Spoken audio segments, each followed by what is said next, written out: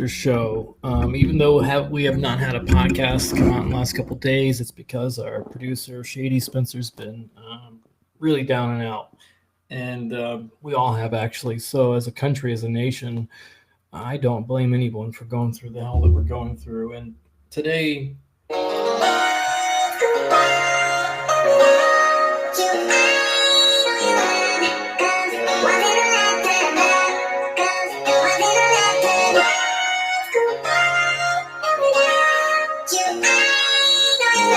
love Lowrider, love what he's about, love the 305.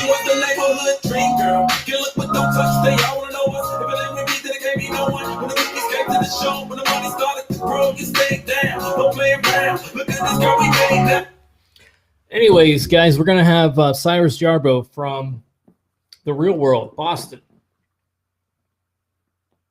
Remember The Real World? Remember MTV when they actually had some cool stuff going on besides all the lunacy in the world? We actually had to create a show called The Real World. Does it mean that you need to get any more real during these days?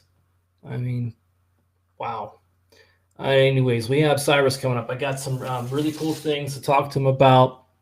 He has a clothing line. He's actually here in Florida right now. He reached out to me when I was actually thinking about reaching out to him, so which was kind of crazy tonight. Let me see if I can. Let's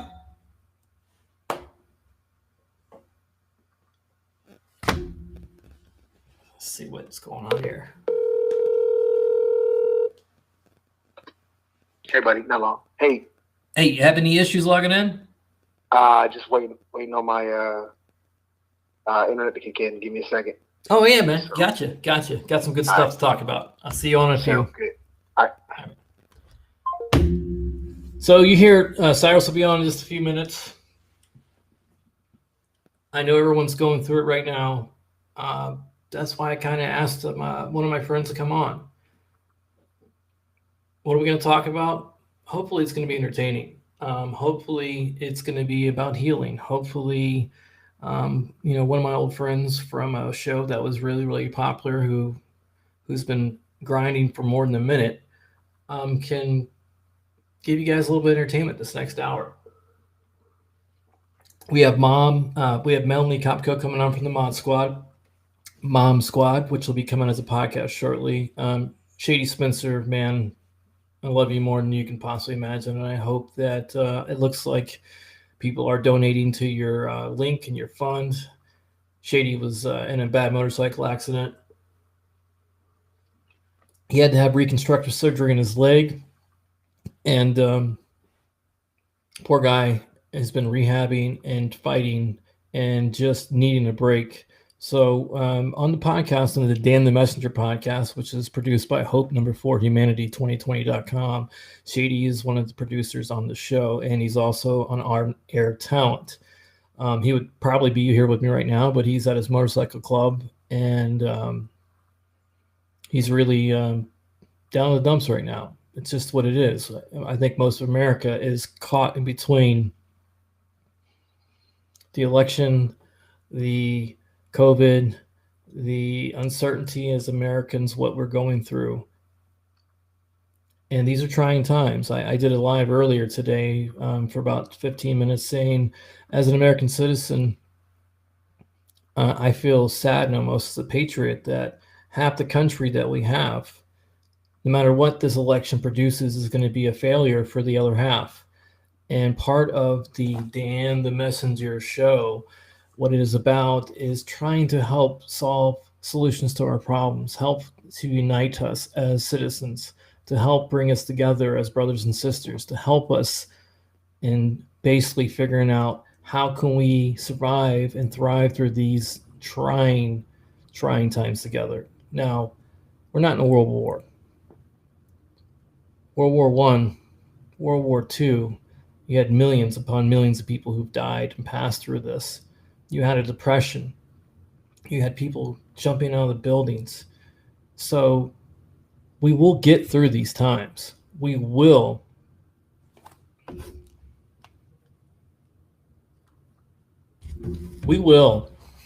not only get through the times, but as Americans, from people that are from all over the world that immigrated to this beautiful, amazing country. Our grandfathers, our great grandfathers came here with the opportunity, with the ideology that they could become anything in the world that they wanted to. That's why we support small business on the show. That's why it is vital that small businesses not only survive but thrive during these times, because corporations in America don't have our best interest at heart. Big corporations are about big money. And I don't know about you, but I think I have $35 in my checking account right now. All right. Let's see here. So, welcome on to the show, my man, Cyrus Yarborough. Dark. Man, what are you trying to do to me, man? Can you even see me? I can see your shirt. Wow. Where the hell you at? I may have to move spots here. I know you're famous and all, but damn. You got to be hiding out. Huh? You want headphones? I don't have to have something to you. No, I'm messing with you. No. Trying to get to where you can see me. I can see a little bit there. That's better. There we go. So, my man, Cyrus Yarborough. How you doing, my brother? Good, brother. How are you? I take every day one day at a time here. Hold on. Let me see. Hey, that sounds good to me. You know, last time we chatted was not so much one that I really wanted to enjoy to talk about. And really tonight is not a better one, but we're going to make something out of nothing. You and I are going to talk about some old times. But first, I wanted to see how you're doing. Second, welcome back to Florida. You have a special day coming up tomorrow with your girl, right? Big birthday shout out. Yes. So can we, throw a little shout out for her way? It's her big day. Always. Well, I don't know her name, man. I'm sorry. I don't know your girl's name. So can we throw it out? Or it's like no, I don't know. I'm still new to all this. Are you that new? I am. I'm all right. So anyways, let's get to the third one. Now behind me, can you see what's behind me? Let me see what's back there. Wow, what's going on over there? Can you see that? I can, but I can't see it up close. Okay. All right. So I'm going to turn something on for you before I continue to talk, because there's a congratulations in order. Okay? Okay. So let's see if you can see this. We actually have a referee. Where's our referee? We look up the special guest referee is Cyrus from the... First, money. Can you hear it? Every time you guys Yeah, I score a can hear bucket, $20. So Every time this you guys is score a bucket, younger, much $10. younger Cyrus Yarborough Yes. hanging out Everything with is 1 point. Goat. Playing from 1 to 20. the Every pass you Mamba. made $20. Everyone they make, you guys. I pay them can't 10. hear it. I don't know why I You know what? can't. I can hear it. Give him no mercy. Well, it's And personal. I want That was a people good to time, Show no man. mercy. I want people to understand We're gonna make you so that pretty. Well, this my man Cyrus is getting something that not only has he been an on-air personality, a celebrity, someone that has been a part of something that was a cultural shift, which was MTV's Verbal of Boston. But the man is a baller. He is a diehard Lakers fan. And there's a congratulations in order from a Heat fan, diehard Heat fan, to a Laker fan that I'm so happy for your city. I'm so happy for Thank your you, man. team. I appreciate it. It one of those things where I remember it happening once in my life where LA kind of ran the whole gamut, and we're back. That's all I Man, can it's say. really dark there, man. I'm trying to get you there. Yeah. And unfortunately, during these times, it's one of those bittersweet memories, right? Yeah, yes, you're the champion of the world. Basketball to me is my big love. I've been a Heat fan since day one. I go Wait, back did you say to Heat fan? Miami Heat fan. Yes, that's a Miami. Man, That is come a Miami Heat license plate behind there. on. I saw it. I knew what it was. And as a sportsmanship, hey, congratulations. I'm not salty. I love competition. And The Heat is what they are because the guy left the Lakers over to you guys. hey, listen, Pat Riley is a genius, and but we didn't get him from you guys. We got him from New York, so kind of take that as a compliment. At least we got him out of New York and into South Beach, right? Well, we And, built him, and you guys are capitalizing off of him. Hey, listen, I'll take it. What's wrong with that? I get it. You get an all-star in your team. Hey, I'll take it all day long. You know what I mean? Like, you guys got LeBron. You got a good team, and congratulations, because I love seeing good basketball, and I respect LeBron. I respect what the Lakers, Showtime Lakers, have been all about. Huge Magic fan. I grew up watching Showtime, So on that level, congratulations, and I mean that seriously. And I hope that we get to go back at it again. At least we ain't Boston going against you guys. All right? Yeah, I hear that. No problem with that. My man, we got another Heat fan online over here. My buddy AJ is giving a shout out to to the Heat Cats. Well, the Dan the Messenger podcast is on the podcast playground now. You know who owns that? Who owns the podcast playground? There's a guy by the name of Shaquille O'Neal that's one of the founders of it. So, wow. Diesel, huh? Oh, so I gotta kind of give you that love no matter what. But let's welcome you. Let's welcome Cyrus from the Real World, Boston episode. It was actually season 6. I was thinking it was season 3 for some reason, but it was season 6. Yep, season 6, brother. And 7 people lived in a confined firehouse in East Boston, right? No, actually in the nicest part of Boston, Beacon Hill. Beacon Hill, but it was an old fire station, correct? Yes, it was a historical spot. They filmed plenty of things there, but it's something that'll always be there. It's a really nice fireplace. What year was that? That was in 1997. 97. I'm usually good with the old stuff nowadays. So 1997, a very young Cyrus. Was that clip from that season, that year of you and Kobe? Was that that clip with Kobe? The clip with Kobe was from a challenge that they were filming in LA. I forget which one exactly, but it's definitely from the challenge that they were filming. And on that show, there was seven cast members, right? Elka, Jason, Montana. On the Real World, yes. Yes, on your Real World show. Genesis, Sean, Camila, and of course, Cyrus. And now what I didn't know, that you were named after an Egyptian god, Osiris. Is that correct? That's kind of correct. I mean, it's my Persian friends seem to think that I was named after Cyrus the Great. Don't forget about it. Okay. There's also one of the first African kings was named Cyrus as well.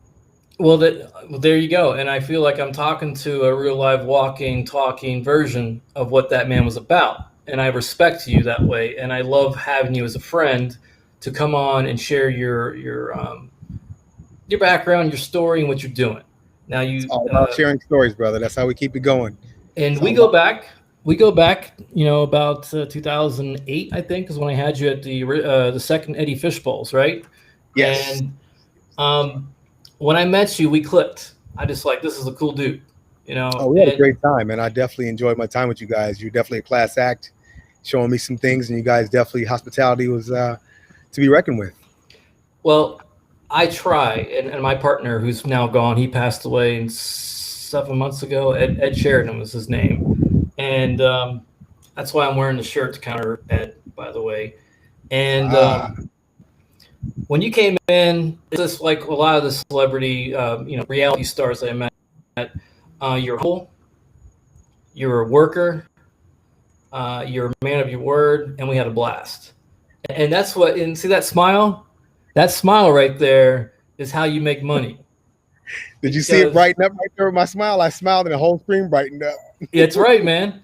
And that's why people clicked with you on the show. Now, on the show, because I really never get into it a lot of times on the back stuff with people that I know on a professional level, because I'm not really that type of person that gets into the, you're on a show. I like the background more than I like the shows. I like to get to know the person. But for the audience's sake, for what we're going through, I want to talk about some entertaining shit tonight. I want to bring up some memories that people can kind of laugh and enjoy and get through what we're going through right now as Americans, as as unity. And you have a clothing line too, by the way. So we're going to be plugging some things for you tonight. Sounds good to me. Shameless plugs always work. Hey, listen, that's what this is about. It's about getting in front of an audience. It's about marketing. It's about connecting. And most importantly, it's about sharing messages. And that's what the podcast and the messenger is about, is to have friends on. So tonight is just the live version, but I'm going to bring you on the podcast now that we've been building some momentum, so I can give you some more plugs. But tonight to me was more of a, hey, it's Friday night. My friends are having it. America's having it right now. So let's try to use our entertainment ability to give some laughs. And so I started piling through the Real World Boston. And apparently, Wikipedia, you got some really hardcore researchers, I should say. I mean, they know everything about everything on these shows. And I was walking through your episodes, and I find it interesting because most people don't understand that TV in general, you have a season, you have episodes, and each episode has a name. And back in the day when you were doing MTV, I don't know if they stopped doing it or if the Academy continued on, but each season would have a particular assignment, correct? Like something to do, a group skill. Yeah, we have a job, and we're working with the after school program. You were working with children, right? Yes, that's actually how I got on the show in the first place. Was my working with kids background.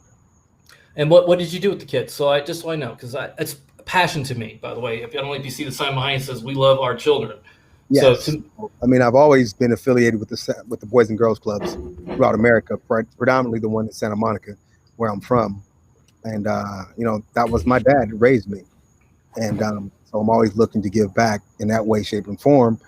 The same way that the Boys Club gave back to me. And so I'm involved in many different events and functions that the Boys and Girls Club either sponsor or I sponsor, or I'm a part of presenting something for them. Just trying to give back to what gave to me.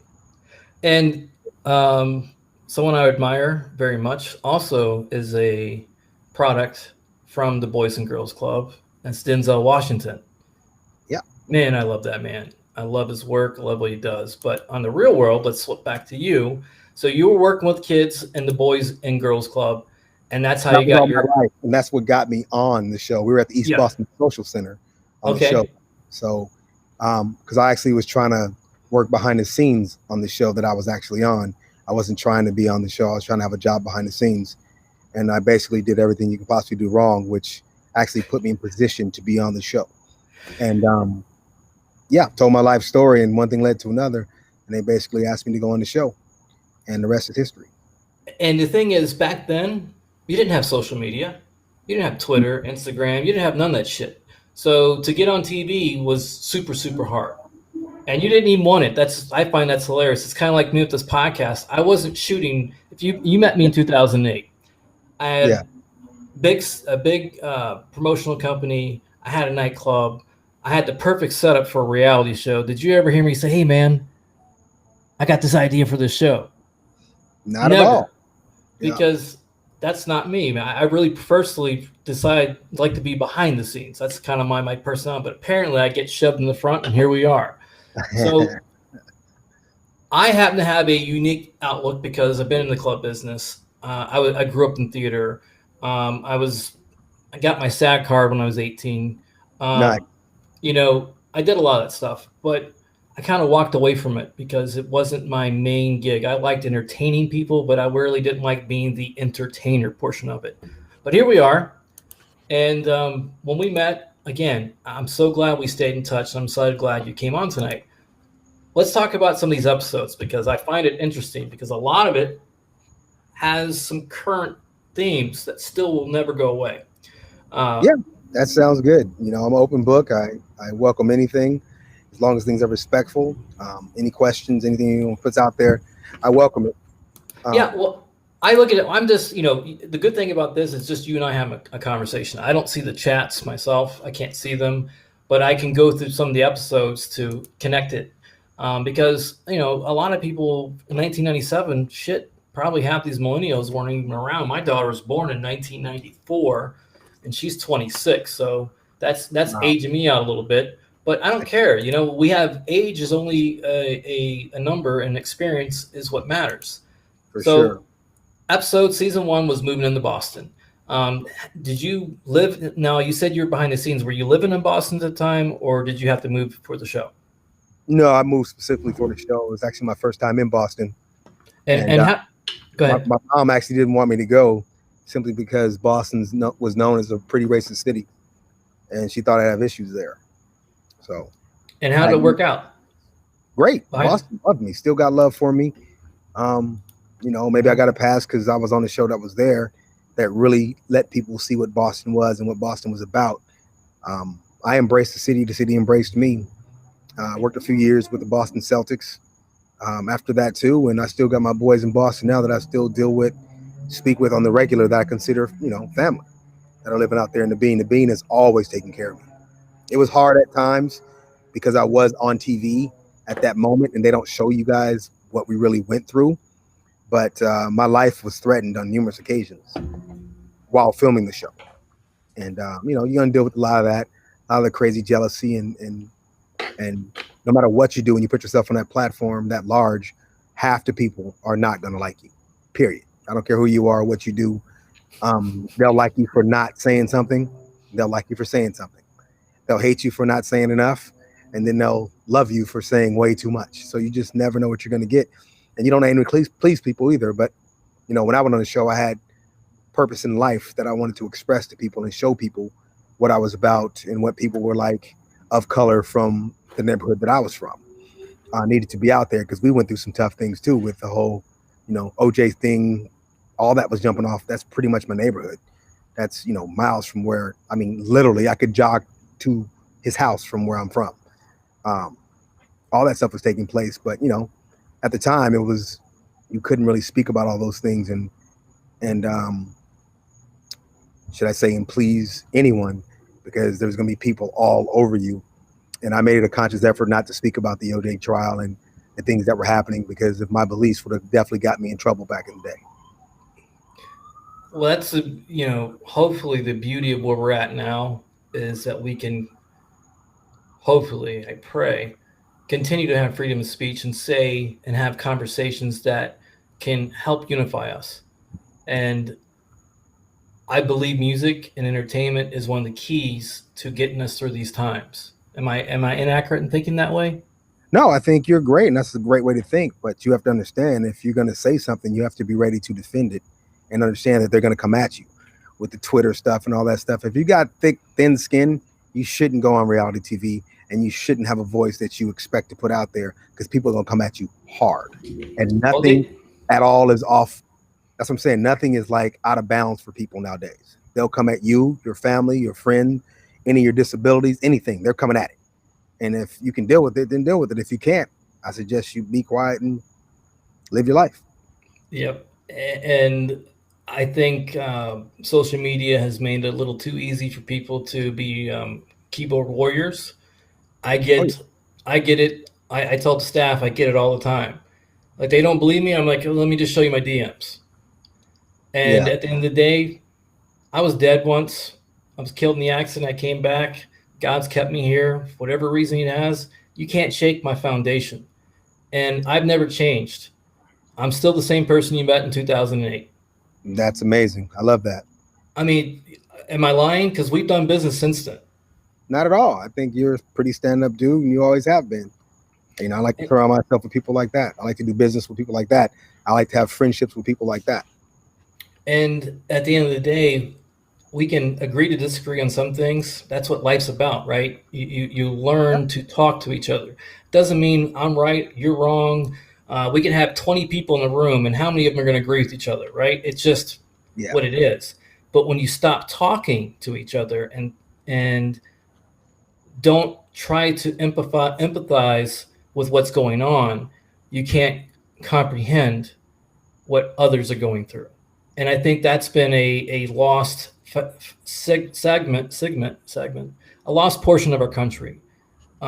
Something with social media has changed people's perception. They think it's real, and the real world to them is that little phone they have in their hands, which is fine. Hey, listen, we all need escapism, but we also need to really, really live in the moment. So I'm going to go to. I think when people are held accountable for what they say, it's a little different than being able to be someone else, catfish someone, or have this online persona and then have a normal persona in the normal world. That's not, for me, that's not conducive to a healthy lifestyle. Exactly. I call it passive aggressive behavior. A lot of us are they figured out that they could fake it till they make it, in the sense that they can act like their life is great on social media, but behind the scenes, there's a lot of depression going on. There are a lot of people in America that, have used this to get that stimulation of, oh, I got a like, I got a comment, I got someone dropping my DM, and we're old school cats. I mean, you and I, we grew up in a different world, and some of it's for the better, and some of it's for the worse. For sure. When we were rocking out in the 90s and 2000s, I really was praying and hoping that the things that I had to deal with, the fights that I had to fight with my own friends, because I don't know if you know this, but I went to George Washington Carver Middle School. I was part of desegregation in the South. My middle school was originally the all-black high school. I was called cracker more than I could ever imagine, but it didn't bother me because I'm like, that's a Florida State thing. If you're from Florida, you're a cracker. So after a while, I became friends with people that thought that I was an enemy. And in knowing so, we learned as children how to be friends together. And that's how I got into hip hop.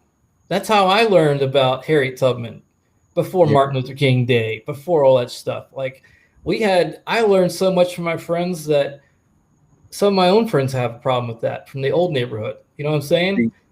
When you say that, man, it trips me out, because I remember when I came down to the gig you brought me out for, I actually had to go to that place in Port Charlotte or Port St. Lucie, one of those, not too far from you, but they had a train station there where it still has a bathroom that says colored and whites. It's still there to this day. What city was that in? Is it Port Charlotte? That's near you? It could be Port Charlotte. It's called Port Charlotte. And I was if it was north of us, it's Port Charlotte. It's right around. I can't remember, but they were telling me about it, so I had to go check it out. I'm like, and they told me, they're like, anything can happen to you if you cross that street right there. That's not where brothers go anymore. You can't go there. Of course, I'm gonna go check it out. I had to go over there and take my little photo of it and whatnot, and just see that part of history. And it's not that you agree with it, but I respect that time period. That's how it was. There's nothing but growth has happened since then. But we're at a point in time where a lot of people don't choose to think that was actually reality, and they don't think that people of color are still affected by that mindset that was there that long ago. And it was. I was there. Crazy. I was there. I got into fights over it. Anthony Baldwin played ball with me, baseball. The kid was Willie Mays, could play any position, hit, run. And one day at assembly, a good old boy told him to sit his in self down. And I turned around and said, who the hell are you, SYZ, calling that? Yeah. And next thing you know, I'm fighting this kid. And let me tell you, I'm not a big dude. I'm 5'9". I was probably 170 at the time. And I hit this kid as hard as I could. And it was like hitting a rock. So I knew I was in for it. I've always been the person that stands up to bullies, to ignorance, to people who don't understand. At the end of the day, we're human beings. At the end of the day, it doesn't matter where you're from. We're all brothers and sisters. I've always looked at it that way. Always. When I was out in LA seeing Sliz, I was walking the streets of LA, and Sliz is like, are you fucking crazy? I'm like, what do you mean? I was staying at that hostel right across from the theater, and he thought I was nuts. I'm like, I'm just here to see a doctor and a couple other people, and I want to see what's going on. And I seen it firsthand. I mean, this was 2 months ago I was there. It was hot. Yeah. And this face right here, walking on the back streets, I was catching heat. But I didn't care because I was actually genuinely there to find out what's going on with our brothers and sisters. And I really only had one issue. Everybody else welcomed me with open arms. So let's get back to the seasons. because the very next thing that came up, season 2, episode 2, was religion. Now, I don't recall the episode, but the roommates have problems. Elka and Camila. Elka is too religious and Camila is too bossy. What was going on in that episode? Do you remember? Oh Were you man, a that part was of it? long ago. I try and any of those arguments for me wasn't really worth getting into and talking about. Was she a little bossy? Yes, she was. Was religion running a huge crazy thing for some people? And it does. It's not my thing. You know, I'm a very spiritual person, but the religion thing is you know a whole nother level that that I try to let people have their own lane, and however they feel is how they feel, as long as they believe in something, and as long as they're for positivity and humanity. Um, you know, it is what it is. Outside of that, you know, I can't tell you what's right, what's wrong, and as far as your religion goes, you know, whatever makes you feel good, whatever makes you feel happy. Exactly. I said I don't care if you pray to a plant, pray to a plant. Whatever you do, as long as you're a decent human being, is all I care about. It's Yeah. not for me to be that person, but I just find that we're talking about a show that's 20-something years ago, and religion was the second thing out the gate. Like, it doesn't go anywhere, it doesn't change, right? These themes and topics. Blast from the Past was another one. There was one in here that has me because it's a hot topic. It's right now what's going on, and you're part of that one, right? I might not have, Now, but you know, no, well, there's honor thy mother and father, which is right out of the Ten Commandments. Leather pants and virgin territory. The English rocker, the American rapper, and the renegade redhead. Homeless is homeless is as homeless does. Now, do you remember that episode? I don't, but I'm asking you. I mean, once if you get into the episode, I would, but as far as me just coming off the top about it, I have no idea, bro. I'm just looking at it in the sense that right now in America, there are going to be a lot of people that are close to being homeless. Yeah, I mean, the homeless thing is definitely running rampant on the West Coast where I'm at. There's homeless all over the place, and you kind of just have to deal with it. I pride myself on holding no man above any other. I got a bunch of homeless friends, and you know, a bunch of people I've tried to help. Really gone inside to try and help, not just give a couple dollars to and that kind of thing. No, if you need some help mentally, let's get over here and get after it and see what we can find, how we can help you. I've donated many of money and many a time to various functions, but to be a true Californian means you deal with racism. You deal with racism, but you also deal with homelessness on another level. They're everywhere. So. Now, what are we getting right and what are we getting wrong in your mindset? My mindset, what are we getting right, what are we getting wrong? It's so widespread, homelessness is. It's a really tough thing to really, truly, honestly deal with. One level, a lot of people are comfortable living that way. Some people that I know are comfortable in that zone and they have no problem living that way. As of lately, I think it's become more of a trendy thing for people not to be as to just completely conform with what we call the normal way of life. Have an apartment, having a house. Now it's sometimes about having a trailer or just pitching a tent, at the beach. In California, the weather's so amazing that you can do that damn near year round. And people do it. And don't forget, people still come there following their dreams. So their dream is to live in Hollywood. Their dream is to try and be a star, or their dream is just to be in the nice weather. Their dream is to walk Hollywood Boulevard. You never know what the things are. And people come from all over the place just to be a part of LA. So the homelessness thing is just a part of LA as the Hollywood stars are, or the Hollywood sign, or the Santa Monica Pier, or Venice Beach. The homeless, situation is just there. I'm going to be coming back there soon. And when I do, are we going to hang out? We got to give me a little bit. I might be half homeless on the beach with a tin cup. I just want you to throw a couple dollars in there when you see me, bro. Hey, I'll work with you. I'll hold the cup with you. I mean, I got $36 in my bank account at the moment, and I'm fighting 2 insurance companies. Like I ain't got no shame to my game anymore. If you got 36, I know I got 6 of them dollars, brother. You can't get it all in quarters. let's talk about plugging something real quick, because I think you're very proud of this, and I want to know a little bit more, because you're just getting into it when you came on the last time. It's your clothing line, is that correct? Oh yeah. I finally launched the clothing line, man. It's just things that have been on my mind and on my mind. I choose to just put out there. So I created what I call Black designer clothing. One, as you can see, I'm always wearing black. Black everything, always, daytime, nighttime, hot as hell outside, cold as hell outside. You can catch me in all black. Got a crazy sweat issue over here, so I try and wear all black to cover it up. Um, and two, I'm black, and so why not let people know that this is designed by a brother that likes to wear black? And so I put my line out there. Um, I try and have a bunch of crafty political satire, as well as my love for sports, and as well as my love for just people and intermixing cultures, musically, stylistically, um, across the board. I like to mix all that stuff up together and see what I come out with. And if I can come out with something that I would wear, I like to think that a few other people would wear. Now, how can I find it? Where can I get you at? Website, man. It's blackdesignerclothing.com. Check it out. You can do shop, get anything, everything on there. It's live right now. It's reasonably priced. Prices are going to go up real soon.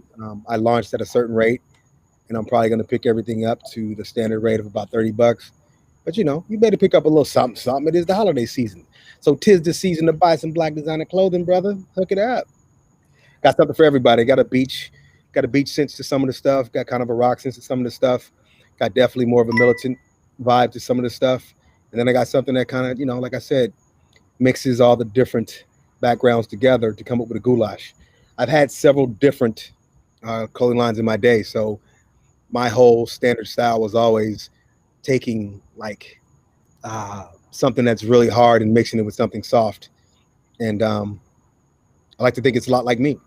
As hard as I may be perceived on the outside sometimes, I'm just a normal, sensitive brother that likes to indulge in various aspects of life that I enjoy and like to spread throughout the world. It's got to be a positive situation as much as possible. I may speak about some things that are tough to talk about, but in doing so, it's all in lieu of togetherness and positivity coming out on the other end. Yeah, and you know what? Fuck the damn feelings at times. Excuse me, I'm still a first loving Christian. But sometimes shit needs to be said. It needs to get out there, and it needs to be talked about. It doesn't need to be dramatized, sensationalized. It needs for people to sit down, chop it up, and find some solutions to problems. Now, I can't beat idiocracy out of people's heads. No, you I can't. can at least try and get interesting people to come on, and we can talk and keep talking about it and walking through it. I created a charity, Hope Number 4 Humanity 2020.com. And part of it is to help long haulers like myself and COVID patients, but also it's to give back hope and faith to humanity to get through this. We're going to be doing a tour, Cyrus, with our boy Sliz. And Sliz is going to be doing a documentary on what happened to me to currently what's going on. And it'll be going on Amazon, and Sliz doesn't play. Yep. I hit him up right after we talked last time. And he's all about that life. And not only is he a good dude, but he's an amazing producer, and he's an amazing Hollywood guy. Am I accurate in saying that? Am I blowing smoke? Most definitely. He's a good guy, and he definitely knows what he's doing. Anything he gets involved with, he doesn't believe in going soft. He's going hard. So, And he's out in Texas now, Tejas. He moved out. He said, I had enough of Cali. He's liking Texas. I talked to him right moved. And we're gonna be talking on Sunday, so I'll bring you back up and talk about a few things because we had to move the dates because Shady got into a motorcycle accident. A lot of stuff obviously has happened, but we're working on a 12-city tour, and I hope you count me in on this, man, because Well, come on, man. I believe in the movement. I believe in people. I believe in humanity, and I believe that more people that row together will get through these times faster. So you're damn right. You're damn right. You're welcome. It's your family. Let's do it, brother. Let's do it. You're welcome on the podcast.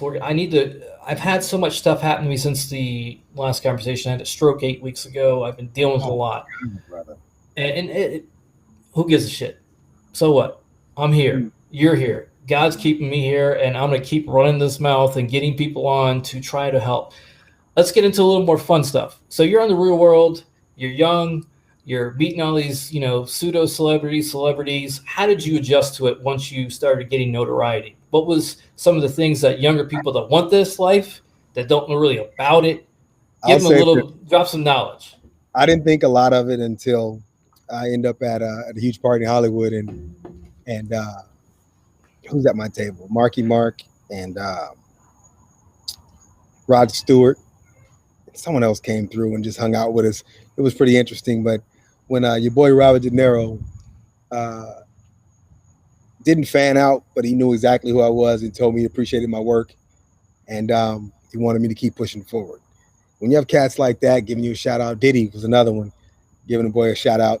When you get shout outs from people like that are bona fide, that are definitely here to stay and still are till this day, it definitely makes you feel good, and it makes you want to push some sort of narrative that will enhance society. I guess that's the easiest way to say it. But that definitely made me want to be a better person and do as good as I could for as many people as I possibly could. I've always been a man for the have-nots. It's not difficult, but at the same time, I feel like I am the American dream. I've achieved everything that I've ever wanted to achieve, and I like to think that I've done damn near everything a man would ever truly want to do. I've done over and over from my travels around the world. Real World's landed me in 27 different countries, every state a million times, and in doing so, I think I'm just able to enjoy life. And I think if people know me, they know that the brand of Cyrus is just someone that enjoys life to the fullest. And adapt to the situation. Let's be honest. A lot of people do reality shows and they fan out quickly. Your flame only got brighter, which is not a normal thing in reality TV, because it just, especially now. I mean, back then that was really, MTV was the first starting of reality TV. Am I correct in saying that? Yeah, it was the first reality show. Man, you guys don't have to be quiet either. You guys can talk. It's not. Yeah, it's not like. You can talk loud. Like. Okay. Cool. And when you got off the show, you continued forward. You've been doing a lot of different shows after that, right? Can you name a few of those off that you've been on with MTV? Well, I mean, I kind of made it a lifestyle, so I was able to parlay what I had into different types of things, from the numerous video games that I made and starred in, to a few different movies. Nothing really big budget yet, but things that are definitely forced to be reckoned with, and things that are definitely out there. I had a technical difficulty over here. My bad. Trying to get back, but I think in doing so, I was able to definitely set a presence for myself, and I'm able to kind of navigate through that and look at the next chapter of my life. Looking at family and getting into that, and whatever part of the entertainment industry, wherever that leads me, it leads me. But I'll be designing always something. I'm writing currently, working on a book. I'll be writing different story concepts and show concepts like I always have. And wherever it takes me to, man. I don't have those limitations on me and on my life. As long as I'm achieving goals, keeping my woman and family happy with things that I do, and I'm fine. The brand of Cyrus will just morph into wherever it can be. I don't mind trying to be the Snoop Dogg of reality world. That's fine with me. Hey, and you, since I've met you, have been the same brother since day one. Now, I got my girl V on. Okay, she's one of our guest hosts that comes on the show, and she's a lot of fun. So I'm gonna bring her on, and we're gonna kind of have a little Q&A session together. I got a couple minutes left though. I gotta get on. All right. Okay. I got you. All right. Well, welcome. V has a show called Bagels and Shade. Mm-hmm. Okay. What's up, B? Hi. Nice to meet you. Nice to meet you as well. Cyrus, before we do jump off here, I'm going to set up, not next week, the week after, a podcast version of this. Okay. So I can get you on and we can hit some more topics. Does that sound good? Sounds great to me, brother. Whatever you need, just let me know. All Man right. down. And now B, she's fairly new to coming on the podcast with us, and we got her sideways. I don't know what's going on here. I'm gonna try this. How's that? Hi B. Hi. So, do you know much about Cyrus? Were you a real world person? Did you watch any of the shows, V? Oh, I'm in the entertainment industry, so I'm all about it. So yeah, I'm definitely follow real world, follow everything that's entertaining, and especially music. Now that you're doing music, I'm like, I work with Girl Scout. Like, hello. Uh, Like I I just mean, got done with I, a play today. We just fucking coordinated two virtual concerts. Like, yo, we get crazy over here. okay, I like it. Well, my man Cyrus is the connect. He's the plug. He's the LA. He's the plug of plugs, right? Am I wrong, Cyrus? I mean, I do my thing. I try and be as plugged and connected as possible always. And we go back. So I'm sure V. Do you have any questions for a man while he's here before he gets off? Something you want to ask him because this is what you do too, girl. I'm an Oh, open I'm book. here for Anything. it. But like, I'm here for the new music. I'm here for the virtual performances. Like, what you got coming up? Right now, I don't have a whole lot coming up, to be honest. This COVID thing has definitely changed the way things are put out there. But I'm looking forward to hosting a couple of functions coming up, doing they'll be in the reggae realm of things, to say the least. But I'll get that cracking and get that going. And I work with Reggae Nation TV. And I work with Surf Roots. So do we see a channel on future Roku. collab with Coffee? Because I could see you doing a future collab with Coffee. I mean, she's popping. What, did you check out some of my stuff or something? Yeah. Okay. I mean, I'm I could. Queen of I definitely Stalking. got the That's why I plugs got with her. everything And about if you, you so I can see how we work together. if you think I could do that and you think it'd be an interesting thing, I'll definitely pursue that. Think about it. Her style is so Bob Marley-esque, Remy. Like, she's a little hood. She's all reggae. She's fire. And then you throw your style in it, I think that could be iconic. Like the Nas and Lauryn Hill vibe. See? Ooh, see, I kind of like that. But I mean, Nas is a very lyrical person. I don't consider myself to be anywhere near that realm of life. But what I'm saying is, y'all style together is lyrical as fuck. Okay. Watch, you're gonna go back and look at her shit. You're gonna be like, oh my god, I see it. I see the music video. You're gonna end up coming out here so I can film the music video. See? Do you mess with her like that? No, I don't mess with her like that, but I could if we were gonna collab. I do the music video, so I do all the behind the scenes shit. So this is what you should do. Right now on there, you can announce it. You set this up, the video shoot with her.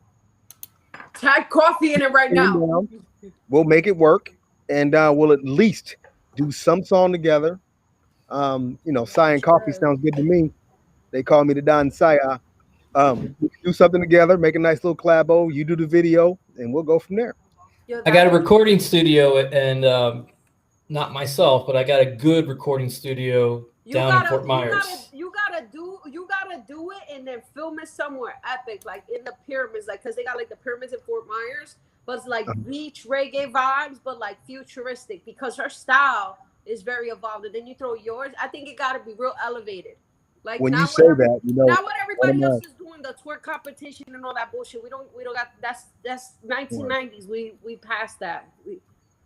I didn't know, Cyrus. I didn't know you're in music. I mean, you really are in music. I didn't know this. I do a little bit. I've done my thing. Whatever she sees fit, we can get down and make that work. I had a clothing. That's who he really is inside, and you could tell by the music. You could do reality TV all day long, but that's not really you. You're the music guy, and you got to go to the music. I hear that. I had a clothing line that was billed as, it was called Restonics. It was billed as a futuristic reggae line that I dropped years ago. That's so funny that you said a futuristic kind of reggae vibe. I like that. Even like with the name gives me Egyptian vibes. You know what I'm saying? Like Osiris, all that. So it gotta be some type of, and back in the days they had advanced technology. So when you make the song advanced visually, but then you still keep that traditional Egyptian style, like that's everything right there. You throw in your own clothes? Oh shit. I like it. Hey, listen. She's a boss lady. I see. I like it. I like her vibe. I like where she's going with it. I get nasty. I just walked away from a big pay-per-view event shit. I was like, y'all not organized. Y'all not with the vision. I don't work. I walk away. I walked away. I had the most epic, the most epic shoot you could think of, and they fucked it up. Wow. You gotta Hey, respect nothing the new, team. You know what I mean? Cyrus. It's Nothing new in this world, right? like, Nothing at all. I hear that. Well, Well, cool. Like, listen. get my Go ahead. plug, Dan, and we'll definitely link up and continue this conversation. oh yeah, And check out my IG Bagels and Shade. You'll see all types of crazy shit.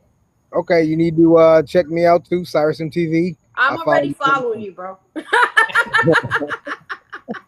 I'm kind of new to that too now. Don't forget now. I'm not a dinosaur, but I'm You definitely might kind see of new little to it. weird pages trolling. That's me. Don't worry about it. All Let's- good, bro. So, I Cyrus, appreciate the love, by the way. hey, listen, man. A million times, I humbly thank you for coming on, and I know it's your girl's special weekend, and you know how girls roll. It's usually a whole month, so I hope she gets everything she needs, wants, and desires. You're down in Florida. It's the most beautiful time of year. I hope you guys have a great night out tomorrow night. Tell her I wish her love, and when I come out to LA, you know who's gonna be knocking on your door saying, "Hey, what's up, man? Let's go head out." Also, I'll have you back on the show in 2 weeks in the podcast, and we're gonna start getting you on a regular segment so I can help with whatever you're trying to accomplish, because that's how brothers help each other out, is by Sounds supporting. good. I got to get at you too because I want to do my own podcast as well. Gotcha. Over with you guys. Gotcha. And basically, Jake, whenever you're ready for me, I'll come on your podcast whenever. You know, Brian Breach got that new streaming TV platform, and he's looking for people that are doing like their podcasts and music and entertainment, so What's it that called? you can also do streaming. So yeah, look up Brian Breach. You know, Brian Breach is huge with like What's it- influencers and all that shit. Yeah, he's on my IG too, Brian Breach. Okay, that sounds good. And you're out of Fort Yeah. Myers as well? No, I'm by Orlando. Oh, okay. That's where I flew into Orlando. So cool. Yeah, that's where the production studio, all that stuff. That when you go through my page, you'll see like all this crazy behind the scenes shit. Because I Yep. do the creative directing. That's just from my phone. If you see what we do with my phone, you can't even imagine the music videos. It's like the female Hype Williams. So when you see it, that's what me. That's what me. Okay, that's what's up. Well, This let's shit, make sure we wow, talk soon, yeah, y'all. yeah. That's my exit time. You guys check out the website. It's blackdesignerclothing.com. Follow me on Snap, Instagram, TikTok, Twitter. It's SYRUS MTV. Check out the website again. Like I said, Black Designer Clothing. I got a new shirt I'm dropping right now. I just put it out. It's the By Don shirt. You got to check that out. But you know, shameless plugs is what I'm about right now. No, man, listen, that's what it is supposed to be about. And there's no wrong way of promoting yourself, or there's no right way these days. It's just getting it out there. Thank you, Cyrus. See you All in right, 2 y'all. weeks. I'll hit you behind the scenes and get you a date and a time so we can plug you, get everything ahead, and have a really good show, man. Thanks, brother. Thank you, Have a man. great weekend. Keep pushing, brother. That positive narrative, man. I love it, brother. Hey, I try. All right, y'all. Bye, y'all. Bye. So, V, What's how up? you been, girl? How have you been? Bro, busy. I'm waiting to crash in my little fort and just pass out. Okay. Okay. Yeah. Well, I mean, like, I finished the play, bro. Like my whole storyboard, it's a ballet, but you know, like getting all my like everything that you need to execute it. I kind of like finished it, so that's like a big thing. So that got me hype all day. You know, who the fuck, you know, not many people can just finish a ballet and a play. You know what I mean? Like, so that's pretty dope. So I'm excited. so you made friends with Tank behind the scenes. Oh yeah. Tank has a son that is autistic. Is that correct? Yeah, he's And on the spectrum. He's a badass rock and roller. Like he's dope, and like I love that. You know, people don't realize. You have people talking about people on the spectrum more because they're shy, they're introverted, they're this, they're that, because they don't understand them. But when you understand somebody on the spectrum, you gotta understand all these people are talented. So once they discover what they're talented at, you learn so much from them because they have brilliant minds. Like they're so smart, they're so fascinating. So like I love to meet, you know, he's a great dad. So the way that, you know, they're able to thrive is when you see past that little shyness and you learn how to show them their, you know, their gift, they go crazy. Like they fucking kick ass. And look at Take's son, he's kicking ass. Like that's everything. And see, I'm an old school cat. So a lot of the younger audience doesn't know my background in music and whatnot. But I have a lot of OG contacts. Like I open my Rolodex up, it's deep. Because I did a lot of entertainment for 20 years. So having a younger person coming on that's more connected into the socials, to me, I like, because I ain't got it anymore to sit there and keep up with all the social medias that are up there. Mm-hmm. That's what a team's for. Mm-hmm. That's what growing out brands and products is all about. But the show isn't about me. It's about helping others. Going to Africa next year and visiting Sam Childers and helping with an orphanage is one of our big goals. Helping Americans through this time is another goal. Helping individuals and saying, hey, you know what? If you are autistic, if you have bipolar disorder, if you have mental health issues outside of that, there's nothing wrong in talking about issues. Because right now, I think a perfectly healthy everybody has issues. That's the shit. And this is a neurological disorder. And that's where people don't even grasp it. They put it in the wrong category. But like, everybody is bombarded by all types of toxic shit nowadays. So everybody's dealing with something, whether it's anxiety, depression, whatever, because we're polluted all fucking day. So if people were just more tolerant of people struggling with real life shit, we wouldn't have no problems. Like, leave people alone. Well, we're at a level 10 in America right now. Yeah, like people want to act up, and if you don't act like the norm, because to them the norm is you got to take 10 million selfies and be super popular and super superficial. No, some people are just introverted and don't like bad energy. Like, and social media has made it easier for people to introvert. And even extroverts have a hard time now because of social media. It's introverted them as well. I mean, look at families when you go out and have dinner. Everyone's on their fucking phones. Mm-hmm. So here we are yet talking on social media on a live platform. But the whole goal when I started, not to Hope for Humanity, but Get Social 239, was to get people interacting together to go out and do stuff. That's why we have the Get Social 239 page. It's to help others. And entertainment, to me, music and film and plays, all that stuff is what we've used. Soul feeding conversations. Yeah, it feeds the soul. Music is food for the soul. And right now, God help us, we need as much entertainment for the soul we could possibly get as a country, because we're divided 50-50. Whoever wins this election is still a loser. Mm-hmm. Because America is so torn apart that until we start healing as brothers and sisters, it's going to be a long, bumpy ride. So what you do, your entertainment, music, all that stuff is vital to us. That's why I have you come back on and ask you to come back on, because I want to support a boss lady. Mm-hmm. I want to support someone who's about creating positivity and entertainment instead of tearing people down. And in our group, we have a term called "we turn and burn," meaning like we come together as a team, right? And no matter what, we have an end goal, and that end goal is to make magical memories, epic shit. So you got to be on the same path with us, or you can't be with us, So I think it all depends too on the circle you keep. Like, you always keep good energy people around you. That's why your life is blessed. You know what I'm saying? When you keep that bad shit, only bad shit happens. And I just think that it's humble for me to know that you are working with autistic children or individuals, and that you take enough care and pride to want to help, because they're not. 60 Minutes just did a thing a couple weeks ago on autism and on the spectrum. I think they called it the spectrum. Mm-hmm. I don't even think they called it autism. And they were showing how autistic people are thriving in tech companies. They're thriving with details. Hell, they're being hired to look at ads, to spot things out. So the people who invented Google Maps, the program that helps us get to and from places, are 10 autistic scientists. Google sought out people on the spectrum because they are highly evolved. So the fact that, what kills me is because everybody wants to label everything, right? You got diabetes, you got this, you're disabled, you're that. Automatically, you start thinking negative shit because they gave you this label, right? Like, same thing, when you're gay, well, I'm not okay with that. Everyone wants to give these labels. So there's already these preconceived notions about people. And it's like, can we just stop labeling people? Because what you do by labeling people is you divide people. And these individuals are so brilliant, so kind, so sweet. I don't help them. They help me. My life would not be shit right now had it not been if my son didn't come into my life. My son changed my life. My son is the most brilliant person I've ever met. I aspire to be like him. So if anything, they actually helped me. And that's what I want people to understand. You know, when you're over here judging somebody because you don't feel they behave the way that you want them to behave, no, man, you got to look past that shit. Not everybody's meant to walk square. Some of us like to jump and have fun.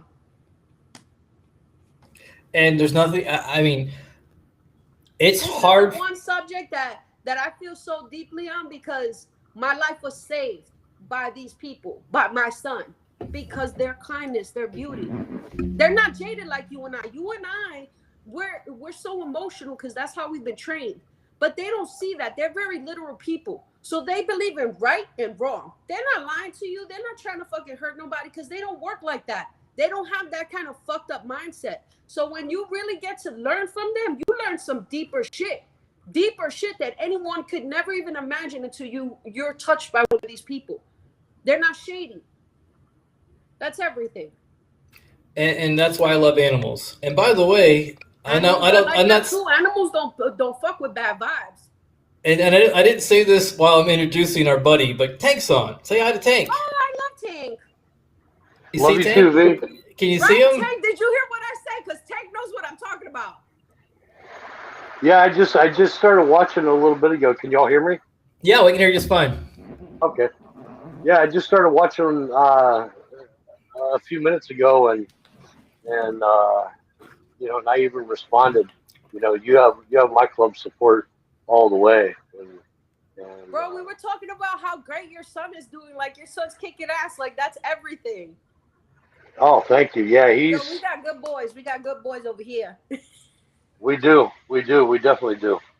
We don't got these bad Antifa boys running around burning shit. You see? That's right. That's I'm right. just saying, we raised our kids good. Our kids don't act stupid. Well, Yeah, you know, he's doing go well. ahead.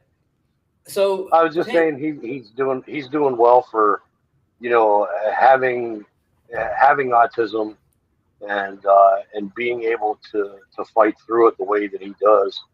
You know, it's just, you know, as a father, it's comforting, but it's just amazing to see as a human. Now, Tank, I forget you're a pop, and most people I know. am. Do you know what pop is? D, you know what pop Grandpa. means? It's right. He's a pop. Mhm.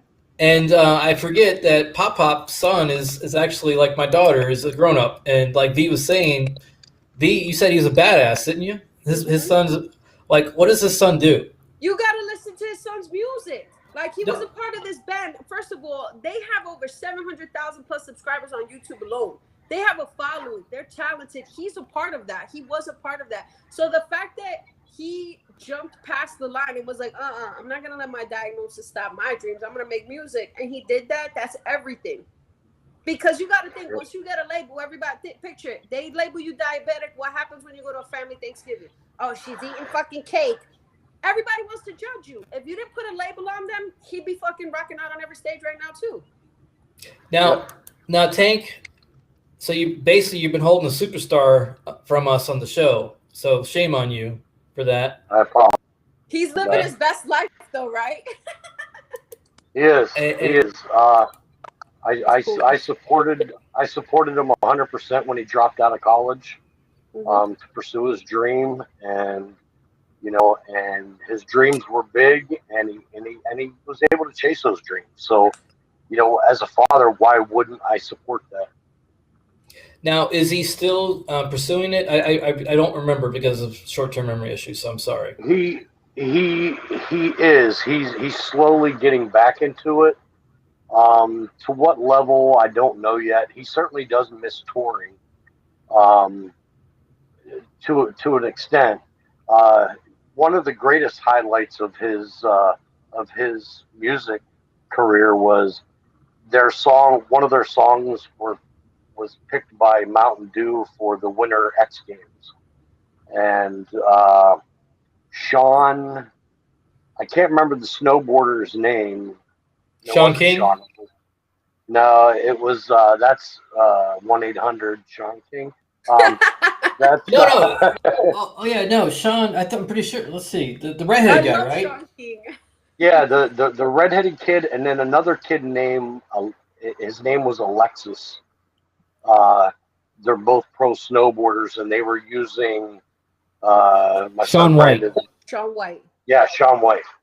Shaun And White. Alexis, I can't remember what Alexis's last name was, but him and Sean were both using my son's music as their promo music for their promo vids, and so they got to hang out in Breckenridge, and they got to have their music on NBC Sports, and it's just and they actually drew a following from Neil Patrick Harris when they were doing How I Met Your Mother. They grew some interest from that show as well. So it's pretty exciting to see, and people don't realize that not all musicians get rich doing it, but they certainly love doing it. And So Tank, when we did the tour,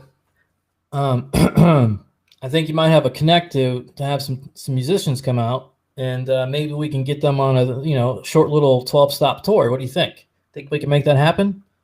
yeah, Okay. yeah, I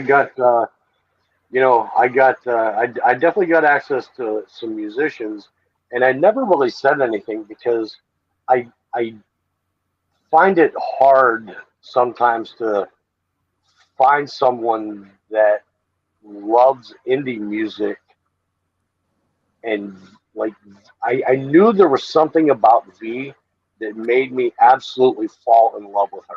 World Scout, And it's like we're the home of the indie music here. yeah, I mean it's just you are such a beautiful soul, girl. I I'm mean also seriously. like Betty White. And and yeah, so I also have a friend who's one of my best friends, Jason Lancaster.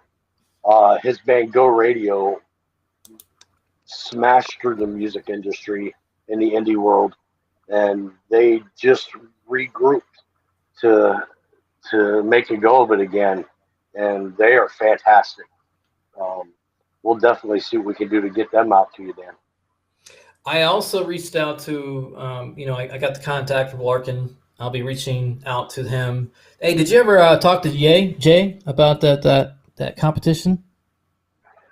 Oh no, I haven't. So I can't. I don't feel right about calling Shaq out to a one-on-one game of basketball for charity, knowing that I would definitely score against him. I don't want to keep bringing that up. But I will reach out to Jay. Hey V, I got some game. I won't beat Did Shaq. you just shots were just fired, bro? Do you understand? Oh yeah. Oh, yeah. He's been firing him. But I keep saying I don't have that kind of Shaq connect. lives by me, right? You know, Shaq's like around the Claremont area. He's always out here. Well, I mean that'd be great if he brought a basketball over, and I can teach him what these big burly guys, biker guys, can do on a court. So I don't.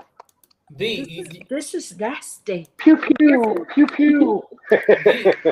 V, you know who's the producer of the show, right? The main producer is Gentry Thomas. You know who that is? No. Okay, well that's Shaq's one of his main producers. Well, Jay I don't is think they're ready for this game, bro. Like Jay is the program director for Shaq Fu Radio. So we got a little bit of a connect here, okay? It's not like he's just throwing it out to be throwing it out. We're trying to get this happen. I just don't have the pool yet, and I haven't asked. But I asked Jay. I said, "Hey, I got a friend who's the president of a law enforcement motorcycle club, and Shaq is a big advocate of the blue. Mm-hmm. Yeah. And he's going to be doing a charity fundraiser for a young lady who currently is waiting in Orlando for a double lung transplant. Is that correct still? Mm-hmm. That is correct, yes. So it's really for a charity event. All you got to do is, because it's a kid, everybody comes together for the kid. Doesn't matter whose kid, everybody comes together. So that's a given. But you throw in food and entertainment like this shit, them going at it together, that's everything. Shaq, So- yeah. all you got to do is say there's a buffet and he's there, like a genie. So I got a question. He pulls up. V, I got a question for him. I got a question for you, V, before I ask him. How many points do you think he's going to get against Shaq? I'm not getting involved in this beef. I'm there for the food. I'm there for the food, bro. I'm not. You don't got no love for Tank? Come on now. Yo, Tank, I love Come you. on. You know how beefy Shaq is? Like, his essence alone will knock you down. Like, I would not even go up against Shaq's beefy ass. Like, his energy would just, yeah. Are you seeing him? Look at his fingers. Do that again, Tank. He's throwing up gang signs. Like, I don't know. Shaq is like 75 feet tall. You know, he's a giant. His essence is just too much sexy and too much, sandwiches. I don't think you're ready to. I'm gonna get one 3-pointer off on him. You need more sandwiches. I'm gonna get one 3-pointer off on him. You gotta do it when he's warming up. I mean, come on, man. I listen. I love you too. I'm gonna support you too because I'm here for it, Tank. I'm here for it. I'm fanning the guys down, giving them Gatorades. AV, guess what? Nice. Now each person's gonna be able to choose their own charity. So Shaq can choose his, and Tank's gonna choose one. Who are you gonna choose, Tank? Blue Crayons Inc., my nonprofit. You know what? I don't have a problem with that at all, dude. So no, you know what? I would absolutely support that. And I bet you Shaq would agree to that, just out of pure enjoyment of wiping the court with me. But I'm going to get a 3-pointer off. Just throwing it out there. I know you're going to get nasty, but I just don't want to see you get like, all that Dracar Noir knocks you out. Like, I just don't. I feel like Shaq smells like Old Spice and sandwiches. Well, our boy right here. Our boy right here. Apparently, my camera can't do this, but that's the Punishers. Yo, I love that pen though. Well, that's because my man Tank gave it to me. One of his guys gave it to us when we were in Ybor. And when Sam comes down and we get the event set up in Collier County, I reached out to another company, Tank, Seat and Table, because it's going to be a poker run, right? I love Alfie. Yeah, it is going to be. So we're going to do a poker. Alfie supports us 100%. For me, he's so sassy. I love it. Well, there you go. So that's going to be one of your stops. It's a done deal. And V, you're going to be there, right? You're going to come down for this event? Oh, yeah. For this juicy shit, I'm there, Tank. I'm there. I'm spraying Tank down with Old Spice. Old Spice. All right. I wear Burberry, darling. Oh, excuse me. But I'm saying if Shaq's there, we got to get you with Old Spice. That's the only way to calm him down. Get some more. Why do I feel like Shaq in my is case, an Old Spice commercial? Yeah, in my case, it's probably going to be icy hot, but we're there with Ben Gay and shit at the finish line for Tank. Well, we just Tank. You guys are killing me, man. You're talking about sprays and all this stuff, but on a serious note, Dad, like you don't understand. Like we got bad backs and bad insurance. Like we can't risk an injury. You are preaching to the choir. Like I'm doing hydrotherapy twice a day because this body's so broken. Tank, I give it to you, man, because even though you were a basketball player when you're younger, a year and a half ago you became part of the North of the Dirt Club, and died twice. And as part of the North of Dirt Club, we're gonna create this into something, right? We're gonna work on this together, right? We're gonna help grow that out. We are, and I want you by my side 110% when we do it. Because, it isn't just you and me. Our buddy Shady, Spencer, one of the producers on the show, is going through it right now. I shared a link earlier, and I asked you if you would be so kind to maybe be able to post his story and maybe reach out to a national chapter. He's hurting right now, too. He's not here tonight because he's doing a thing with his club, but as a grown man, it's almost embarrassing to say you need help, financially. Everybody needs help. Shit. And myself included, we're all struggling. He sent me a thing. He said he had $10 in his bank account. I'm like, well, damn, you beat me again in the hold your beer game. I had 36 in mine. And I'm like, these guys are always outdoing me, Tank, and I'm over hold my beer game. I want to be able to get this tour done. I want us to be able to thrive, survive, and all be together in a year from now, everyone included as part of the group, having a beer or a glass of wine or meat, some tea, and saying, you know, we made it. We're still north of the dirt. And I'm proud to have brothers and sisters like you as friends, V and Tank. And Mel's going to be coming on here in a minute because, V, you know what Mel's been working on by What? any chance? Well, we got this thing called the Mom Squad. Oh, Hey, that's girl. right. That's right. Yeah, guess what they've been doing the last hour? And I don't know how many women can talk war and weekend. They've been talking about Mom Squad stuff. And she's going to come on and give us a little update. So I'm hoping she comes on here shortly so we can finish this up because it's, you know, I'm kind of hurting myself.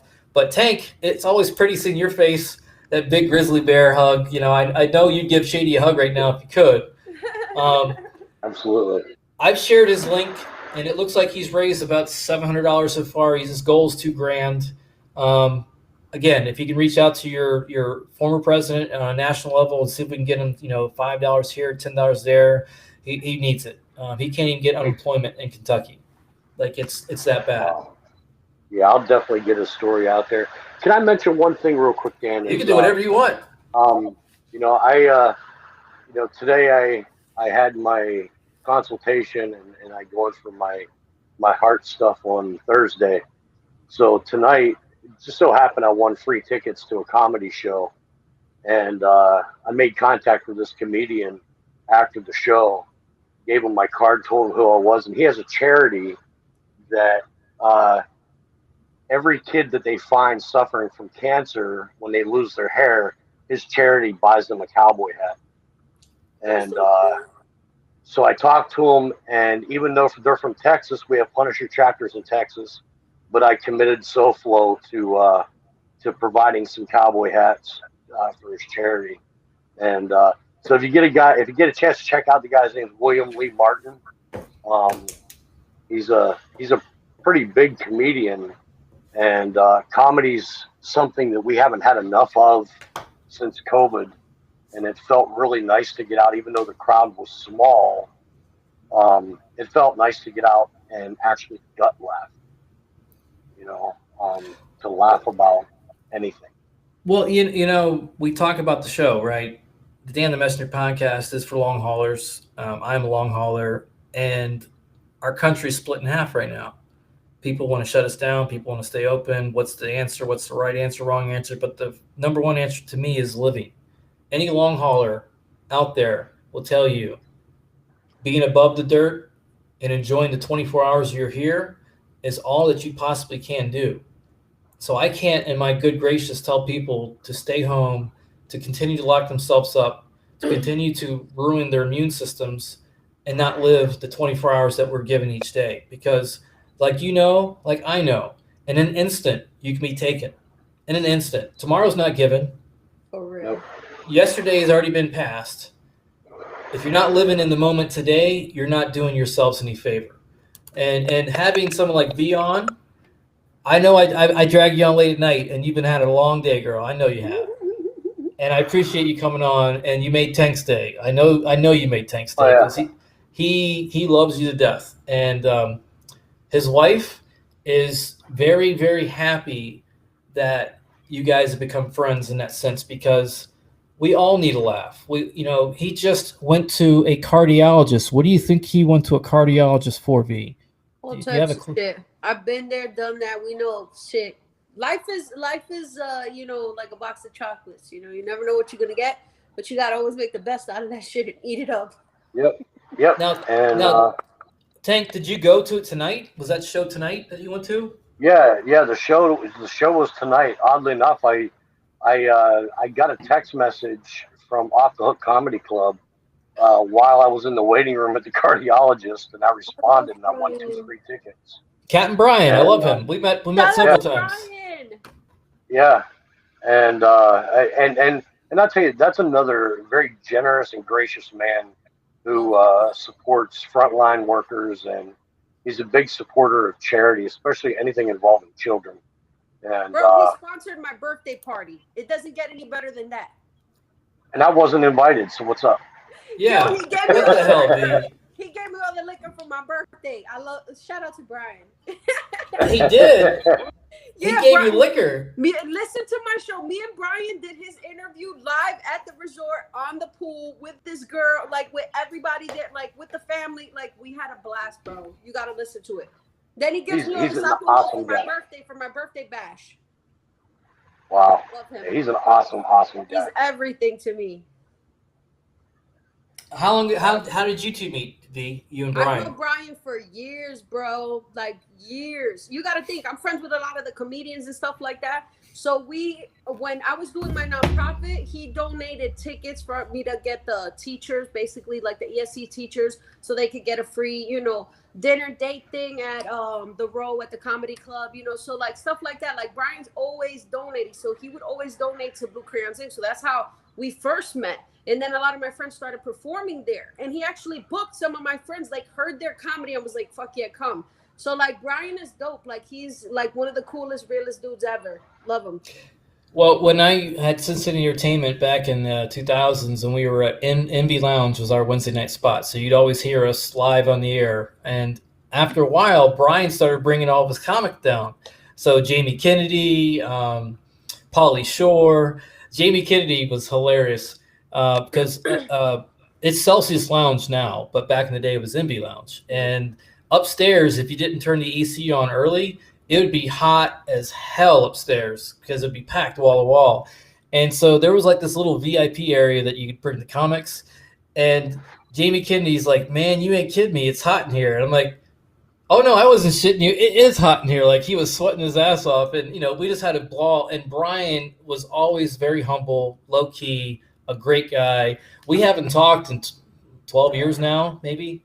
But I definitely need to reach back out to him because I'd love to have him on the show as well. And out of his own show too. He does that car karaoke podcast shit. It's like really funny. He brings the guests on. He does random weird stuff. Him and the kids do TikToks. Like he does a lot of cool shit. He would forget it. He'd be great to have on. Yeah. Yeah, and I know he's a cool dude. Like we've hung out a few times, so it's not like we don't know each other because we did a lot of business together. Not together, but we did a lot of business on local stations in Fort Myers, 105, 103.9. When Fish Bowls was open, Comedy Club was still the original Comedy Club because he moved it, I think, right? He's got that big center now, entertainment center. Is that right, V? What, at the Row? Didn't he open up a big complex in Bonita Springs? I can't keep up with Brian's ass. Brian's doing everything. Soon he'll have a clothing line. I don't keep up with him. He's doing everything. Yeah, he kept it. He kept it in Naples. Who knows what he owns? He got a shit going on. Yeah. His comedy shows though are in Naples at Off the Hook. Yeah, that's the one that I've been to. At his restaurant. Yeah, and it's and literally it's like a 5-minute drive from my house, so that was convenient. Yo, the food is so good there. Did you eat while you were there, Tank? Oh my God. I did. They have nachos. And I suggested that they change the name on the menu to nachos by forklift because literally the plate of nachos was as wide as the table. I need that. I like that. Yeah, it was like you get way more food than what you expect, and the food is off the chart. That's because Brian has a lot of thick ass friends, so he knows he gotta feed them real good. Now, didn't they used to have like a seafood buffet or something like that, or are they known for their seafood? No, they still do seafood there. Yeah. Like I had calamari. No, I had when I went last time I had some like what is it, like the surf and turf shit. Mm-hmm. But we had like multiple things, so. And Brian brings a lot of A-list talent there. I mean, he ain't screwing around. Everybody, Mike Epps, everybody. Yeah, this William Martin is an A-list comedian. And, I don't know him. Like, is it he's on shows? Was he just a stand-up? He's a stand-up, and I guess he's been on some shows. When you see his picture, you'll probably recognize him. Yeah, he's just like. I would always hear my wife just kind of like sitting on the lanai just cracking up late at night. I'm like, what the hell are you laughing at? And just this video, and she never really told me. And then one day she showed me. I was like, oh yeah, he's funny. He's no George Carlin, but he's funny. And then I went to see him. Is everything. Yes, absolutely. And then I went to see him tonight, and it was just nonstop, like gut hurt laugh. And how do you feel afterwards? You know, I like, feel relieved. I well, feel listen, happy and relieved. and we've all had a rough week, so I'm gonna cut this off now. I was waiting on Mel to come on to give an update for the Mom Squad, but they're still talking, so we can catch up next week with They're that. doing mom shit. Yeah. Oh yeah, they're in it. They're knee deep in talking about Mom Squad stuff and getting it right and making sure that the podcast is what it needs to be about, which I Well, support. I saw V on, and I was hoping to give me an invite, and I don't want to piss V's man off or anything, but you know, Wait, invite where? Where am I going? no. When I got on the when I sent Dan a text that I was watching live, and he invited me to jump on, and I literally just walked in the door, and you know, I saw you guys, you know, on, and I wasn't sure whether it was live or I had to rewind, but at any rate, I told Dan that I was watching, and he invited me on, and of course, you know, like I said, I don't want to, you know, I don't want to piss nobody's man off, but you know, I see me some V, I'm gonna, you know, I'm all Jump on about that. that. Well, one, I don't have a man. I don't even associate with people. All I do is make content. Like, I don't have a life, sir. So we'll just. What is she doing? Making some weird shit. But Yeah, no, well, you know, what you do is entertainment, and making entertainment is absolutely. what we need. Just like what Tank had tonight, he had some good laughs. So everybody, V, thank you for tuning in, coming in, and catching at the end. You got a few questions of Osiris. You know, that was some good moves. Did you hear her making those power moves? Like, she's setting up reggae music and production, and she was only on for like Bro, 5 minutes with I this guy. turned down this fucking gig I that would have love paid me reggae. bread tomorrow. I turned that shit down because their energy was off and they were treating people on some entitlement shit. I was like, nah, I'll walk away from it. I only like to make dope shit with the good vibe. We don't play that here. Well, back in the day, the Eddie Fishbowls, the original one, we Mhm. had the original reggae night. Like, I some of the know, I best. remember. Oh, you were there back in the day? Yeah, when I used to live in Fort Myers. Yeah, before he passed away. Oh, okay. Well, yeah. You know, Bro, the I'm like original. 40. Like, I'm literally right here to 40. We grown. I've been Yeah, I around. know. I've been Hey, around for a minute. I'm one away from the Big 50, so you're preaching to the choir here. And north of the Dirt Club is where we all want to stay. And I love reggae music. When I first Love it. started listening to it in the '80s, I hated it. And I actually worked at a place called Cruzan Liquor Stand in Boca Raton. And on Sundays, they had a group by the name Surfside there. And I thought, who in the hell could listen to this music? But there'd be a line out the door the entire night. And after a while, I started vibing out to it. And I'm like, okay, you know, Bob Marley, you know, come on now. You're You know, like, this it, got me shaking my ass. Wait, what is this? yeah, because What? and you know, B's on there making power moves within 2 seconds. Like, hell yeah, I'm gonna get you a coffee, and I'm gonna get Nah, you with. he really should do a collab with Coffee though. Coffee is like the hottest fucking thing right now. Like, I, she's dope. He would, yeah, doing a collab with her would be a vibe. and I'm out of it. You know, I've been out of the scene for a minute, so I haven't been keeping up with my reggae, but I love reggae music. So V, we'll make that happen. We'll you know, connect some stuff up. And Tank, we you know, feel better this week. Try to Thanks, get some brother. rest this weekend. You know, hanging out with dolphins and on the beach is the best. That's what he was doing the other day. V. I That to love me. that. Yo, dolphins get frisky. Be careful. We got attacked by a dolphin. Oh, Yeah. I sit down there and drink my coffee in the mornings, and you know, tonight was a much needed night out, and come home and see your two faces talking just kind of topped it off. It was like the cherry on the cake. You know, it's been well, a I while miss since our. I had a cherry. Well, if you can get up here soon, Sarasota has a beautiful waterfront area too, and they got a tiki Yeah. bar. They've got the vibes, the music. Like, you want to find peace on earth, you come up here for one night and hang out, and you will have a beautiful sunset, beautiful people, and Yeah, I mean, I can hang with my brother. You know, yeah. I had a blast. I'm actually next Saturday is an event, right, that we're going to. Is that correct? Yeah.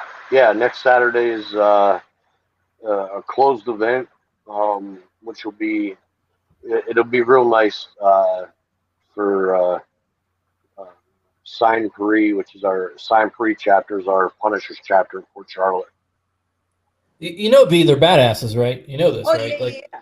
I'm all they're about it. like legit badasses. Like I'm all about it. The bikers were the first people to do charity work with my nonprofit and stuff like that. Like I'm here for that. And anytime we do a charity event for your nonprofit, you got to come out and ride. Bro, did you see the biker event I did with Thomas McCann? Bro, when I tell you we had the rarest Johnny Walkers, like the party was so lit. We had the poker shit going on, the bingo shit going on. Like it was, I'm all about going to a biker event. Absolutely. It's always fun. And we had food. Yeah, there's gonna be you know, plenty of that. you guys are killing me. This whole food thing, As I long can't as eat. there's food, I'm there. Wait, there's Hey, food? I can't eat Hey, whole you guys- food. You guys, there's two people, two of my kids, especially my oldest daughter, which I've gained weight since she moved back from South Carolina. But that girl can throw down in the kitchen, like straight up, like just come up with shit out of her head. Now my son can cook as well, and like his plates like look nice and everything. But like when I come home and my kitchen's a mess, I know my daughter cooked some shit out of something. And, yeah, like if the kitchen's a mess, I'm eating good. Well, I can't eat whole foods right now. I can't. I have to eat baby food to survive, and Yo, I baby literally food is good as shit though. Like, well, yeah. yo, jazz do it up. for 2 months and watch how much fun that becomes. I literally Bro, walked by a table earlier today or yesterday in Bradenton, downtown Bradenton, and I swear to God, I almost jumped on the table and grabbed that hamburger out of that lady's mouth. Bro, you It can't smelled, be it looked around so that. good. Can you I'm lick just- it though? Like, can you make the burger and lick it? Like just Well, have the grease. Tank, I I would think lick the fuck out of a burger, bro. I think there's a law on licking someone else's hamburger in Well, public. not their hamburger. You Oh. make your own hamburger, so you can at least taste the burger.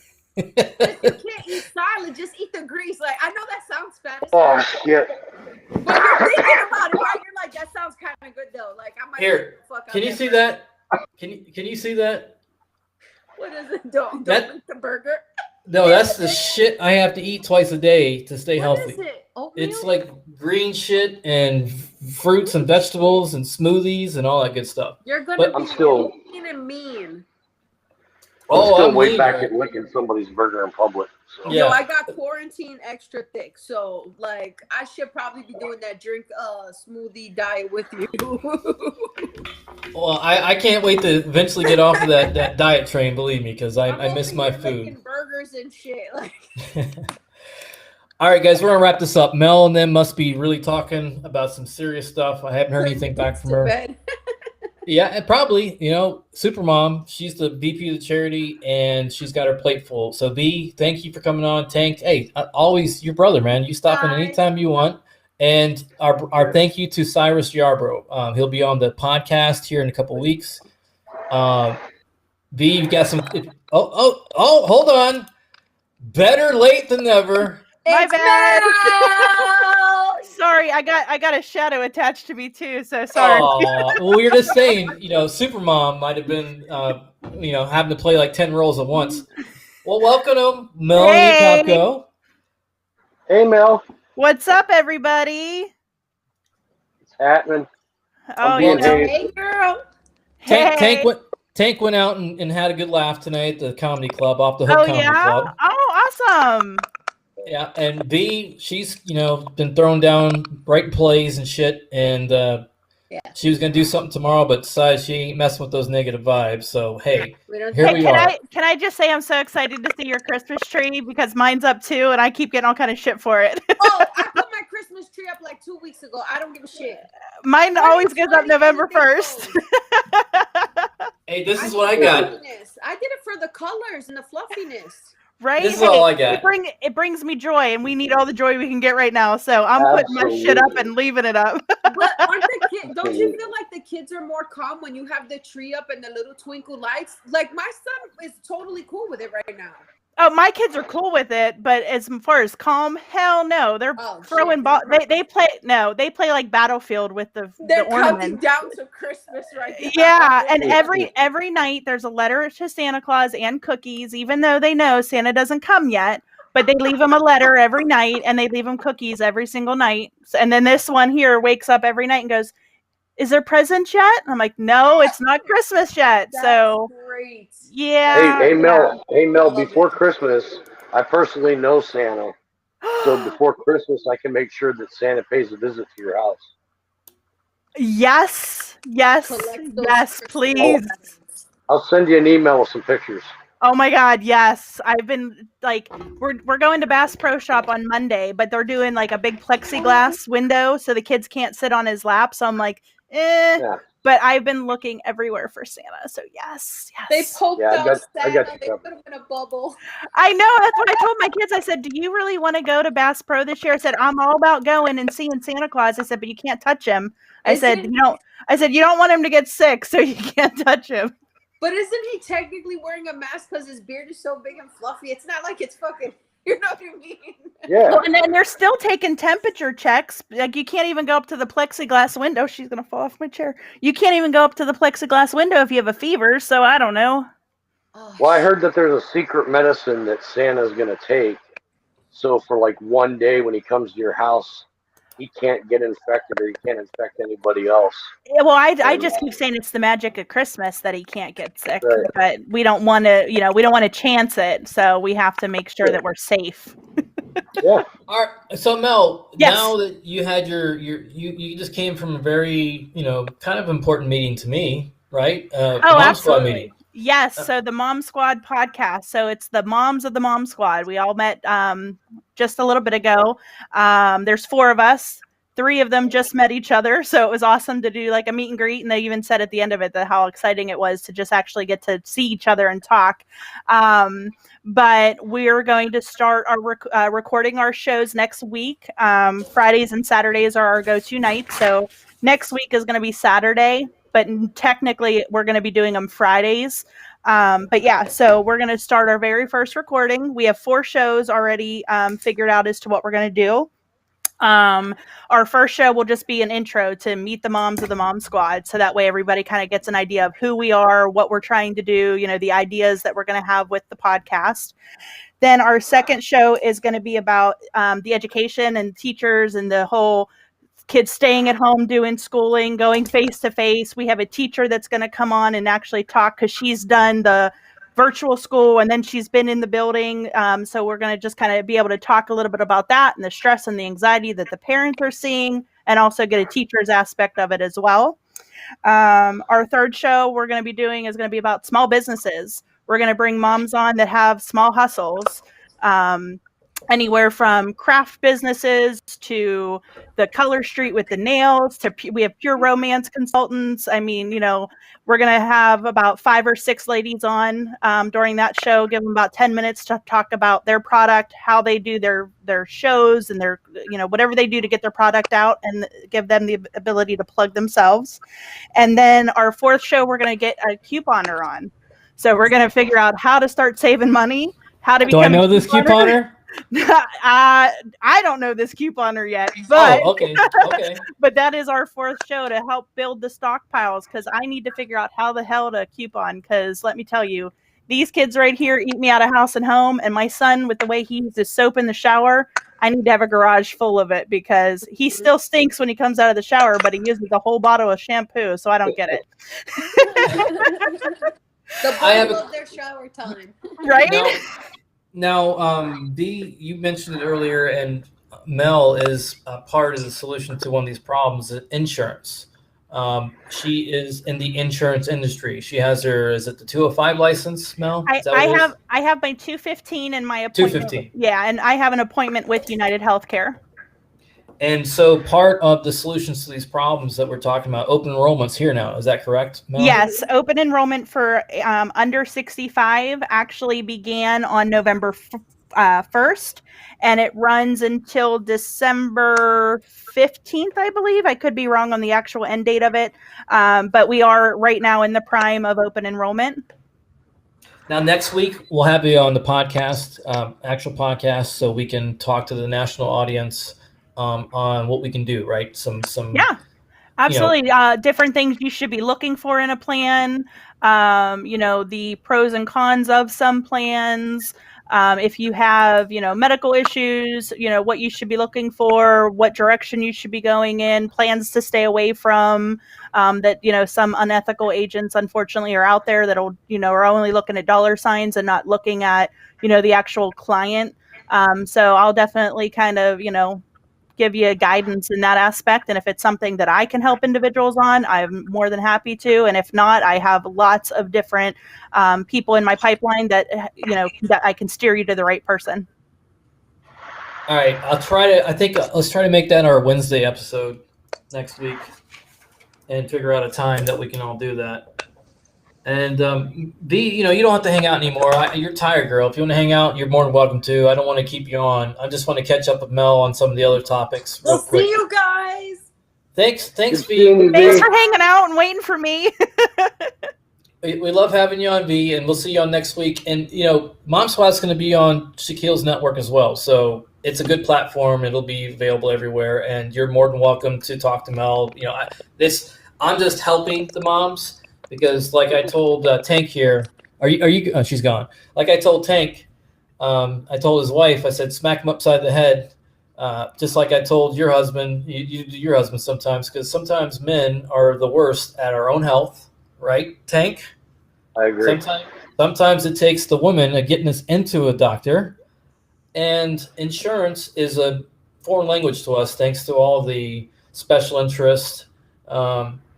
A lot of these insurance companies don't have our best interest in it, and having a Melanie Kopko in our corner is like having a Tank in our corner. If I get pulled over, I'm going to ask some good questions ahead of time, so I know what to ask an officer. I know how to walk through these situations, and I know how to get through life a little bit better. That's what the show hopefully can be long term, is not just problems, but solutions to problems. So Mel, that's how you originally get roped into the whole crazy world of Hope for Humanity. Yes. And she's been my ride or die, little sister, I should say, in the sense, because she's been around me for about 13 years, I think. Something like that. I don't even know. It's been forever, it seems. And Tank, I feel like I watched my little sister grow up from being a young independent lady who would go out and have a good time to now being a mom of 3. And it's amazing to me and really an honor to watch what she does, because I know how hard it is. And to have her a part of the show is like having you a part of the show. And having her the VP of the charity is a big deal to me. We take it very seriously. And it's been a blessing to meet her, too. Aw, thank you, guys. I might cry, but I have makeup on today, so I won't. So listen, she's a mom of 3. She does insurance. She's homeschooling. She makes amazing crafts. Mel, how do I get your crafts? Like, what do you? Because I'm so out of it. I don't know what the hell you do. I know you make these really cool, badass cups, which we're gonna fix one of these. So I make the tumblers. I have all different sizes. I do T-shirts. I don't know if you can see behind me, but I just did 14 T-shirts today, or sweatshirts actually. So I do shirts, masks. North of the dirt. I do the face masks. I do different signs. So like I just finished this for I don't know if you could see it, but hold on. Can you see this here? There you go. Welcome to our home. So my brother actually closes on his first house next week. So I made something like that for him. I'm going to send as his, congratulations kind of thing. I do a little bit of everything. I mean, I'm making Christmas ornaments. You send me a picture of something, I try to recreate it the best I can, but put my twist on it. So I don't try to mimic somebody else's designs. I, do my own thing. So. And I didn't know you did. I mean, I kind of knew what you were doing. I didn't know it was like a full-time, side hustle. I just thought you liked doing it. So, well, that's how it started.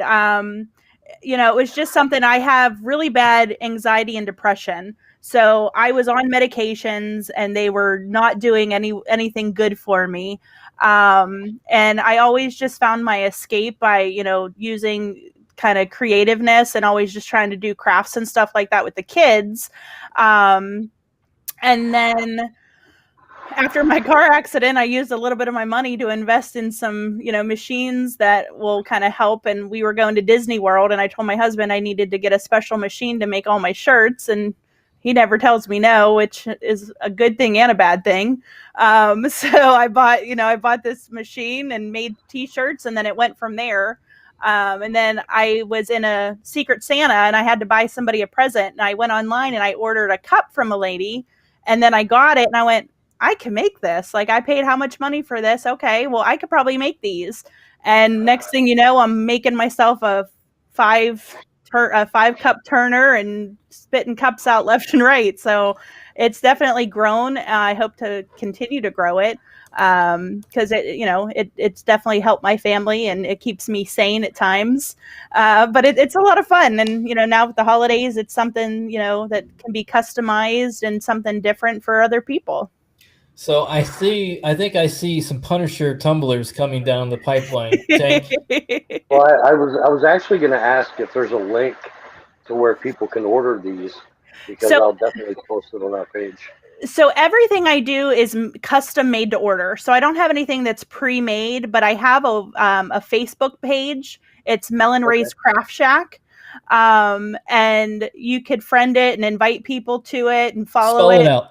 So it's Melon Ray. So MELON, right? MELO. I got to pull out my business card. It's late at night. Hold on. I got to make sure I get it right. But I would be able to go to your Facebook and find it. Yeah, you can go to my Facebook page and find it. Absolutely. But it's, like I said, it's Melon Ray's Craft Shack, and it's MELONRAESCRAFTSHACK. And that's what you can find me on Facebook. And I'm in the process of actually making a website with some help from Dan on that. And I have Melon Ray's Craft Shack at gmail.com. So you can always email me. But usually I just take orders by people messaging me. So I was just going to ask him how he was doing on that too, but he clearly made that clear. But yeah, people just usually instant message me, and I'm calling your wife. Tell her to smack you upside the head. We create. No, you're fine. We create designs that, sometimes people will find something on Pinterest and say, "Hey, can you make this?" And then if they don't know exactly what they want, we kind of brainstorm and design it together. So now, when Ed had his fundraiser, you made some Eddie Fishbowl tumblers, didn't you? It wasn't for his fundraiser, but it was for one of his really close friends. Actually, a few of them. I made Eddie Fishbowl tumblers. So it's actually been a very popular cup. And it has his logo. It has Jägermeister bottles thrown all over it. And then it has the word Jägermeister and different things like that kind of all designed around it. So it's a fun cup to make. It was an honor the very first time I was asked to make it, because I knew who it was for, and the whole concept behind it. But now, like, his dart team has been reaching out to me, so I made a few for the salty crabs. So like I said, it's really fun to see people that see my work and then say, "Hey, I want that too." So a lot of referrals, which is awesome. And I mean, I'm thankful for every single day when somebody sees somebody else with one of my designs or something like that, and they say, "I want that." So it's exciting. Your work is great. Thank you. Thank you. So next week, we'll talk more about open enrollment. We'll do it on Wednesday. We'll dedicate an entire episode to, what's going on with that. Monday, it's depending on what's going on with Shady, because Shady's really down in the dumps. I know. I saw his post. And I've seen people have been donating, and I hope we hit his goal quickly so he can take care of, his basic necessities. As a man, Tank understands this. Pride is one thing that men have a very hard time of letting go of. I mean, I'm not going to be too proud to say that I was on the phone with the food stamp people yesterday crying. Hey, there's nothing wrong for that help. And he told me the same thing. And I'm like, it's just embarrassing as a 49-year-old adult to be in the situation that I've been in. It's very humbling, You'll never forget it, that's for sure. And I told Shady if I could be there right now to give him a hug, I would, and I mean that. Like, You know, it's never, no one should ever be ashamed of themselves for reaching out for help, whether it's government assistance, whether it's asking your friends for help. We all fall on hard times. And, you know, some people bring those hard times on themselves. And then, you know, you have to think twice after you help them once. But then other people, they don't have no control over it. I mean, Shady had no control. He didn't know he was going to get in an accident. He didn't know it was going to tear up his leg and he was going to have to go through all this rehab, which was going to cause him to be out of work. I mean, that wasn't something that he saw coming. You know, he wasn't doing anything in the wrong to put him in the situation that he's in. You know, people that lost their jobs due to COVID that have to be on food stamps or Medicaid for their insurance, there's nothing wrong with that. The assistance is there to help get you back on your feet. It's the, you know, when people are ashamed of it, they should be, because they abuse the system. But for you, Dan, for Shady, for anybody that has hard times, that's what the system was designed for, to get people back onto their feet, to be able to help. Because it's not meant to be something that you're on for months for, you know, years. It could be a few months, especially right now with the way the economy is and jobs and everything else. But, you know, there should be no hurt pride or any, you shouldn't be embarrassed or ashamed. That's why the system was put there, is to help people. And, you know, if I had the money to reach out to everybody and say, here, get back on your feet, pay me when you can, I would. But hey, guess what? I'm in the same situation everybody else is. I lost my job in March. We're down to one income household and, you know, just making it meet. But luckily my kids like chicken nuggets and hot dogs because mac and cheese, the price went up. So, you know, I'm about to put them all on ramen. Yeah. But there is nothing wrong with asking for help. I mean, when we did the GoFundMe for Mojo, there's nothing to be ashamed of that. You know, he got sick. Same with Shady. He didn't see that accident coming. Dan, you didn't see your car accident coming, and you sure as hell didn't you see yourself getting COVID and being in the situation that you're in now. You know, like I said, it's those people that truly want to be on the system that, you know, give it the bad name and make you feel embarrassed to be on it. But for those people that are using it for the right reasons, don't be there's people out there that treat it like it's their job. Exactly. You know, and you know, and Dan, you have to look at it, you know, how much all of us contribute to that system throughout our lives, and how much you've contributed to that system. So to reach out and get help from that system that you contributed so hard for so much, you know, it's kind of like an investment into, you know, a downtime, you know, and it's not how you fall, or it's not, you know, it's when you fall, because everybody falls, and it's also part of getting back up. And we know that you definitely have the strength and the willpower to rise above. So don't be embarrassed or ashamed of anything. And then it's easier said than done. But you know, I mean, it's, you know, I haven't been at work since June, and you know, I literally found my daughter's boyfriend dead in my bathroom, and 2 weeks later I came out with this bone infection in my foot. So, you know, but I'm fortunate that, you know, we still have income coming in, but, you know, certainly don't be embarrassed to say, hey, you know, I put money into this. It's just like taking money out of a 401k that you put into all your life. You know, you got to eat, you got to take care of yourself, and you got to stay healthy. And that's why this country is as great as it is. For as divided as it may be, we still take care of our own. Well, hopefully we all get through this and we stay north of the dirt. And Mel, I think I know what my Christmas present from you can be. I think I'm already starting to work on that one. And Tank, it's always a pleasure. You know, we learn more about each other daily because our friendship's still new. We were talking about the seat at the table earlier. V knows them, and Alfie. Apparently, everybody knows who Alfie is. I don't. I'm out of the. I don't live down there anymore, so how would I know? But I tell you, I made a brother for life that day, and I'm so happy that that's where I met you at. Absolutely. And I look forward to when Sam comes down to be able to go there again as a group and have a laugh, have Shady there, have our brothers and sisters there, have Sam there to see what beautiful things that they're doing and raise some money for this poor lady. And I'm so sorry, Tank. I'm so sorry to hear about that loss. I didn't know. And Yeah.